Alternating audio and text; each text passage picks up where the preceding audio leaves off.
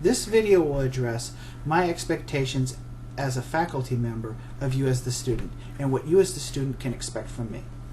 I want to begin by addressing my late policy. In terms of late assignments and discussions, written assignments and discussions are due on the specified days in the course. If a student's assignment or discussion is going to be late, they will be assessed a 10% late penalty per day for 3 days.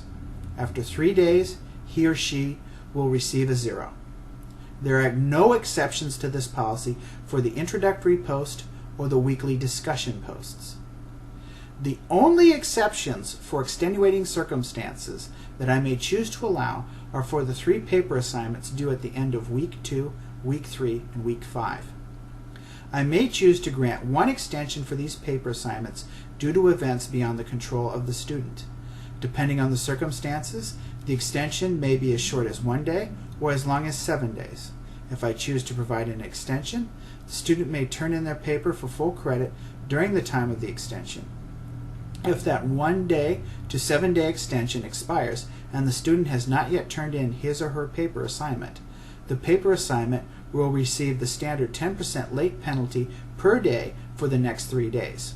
After that, he or she will receive a 0.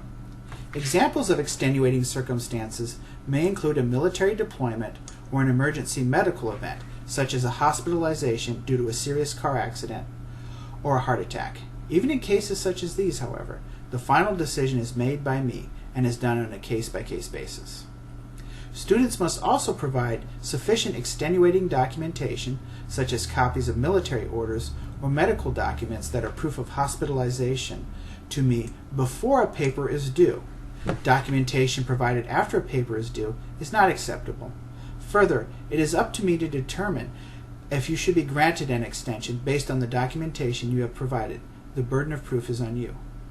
My goal here is to be fair to students who complete their assignments and discussions on time, while also recognizing that circumstances can arise which are beyond the control of a student.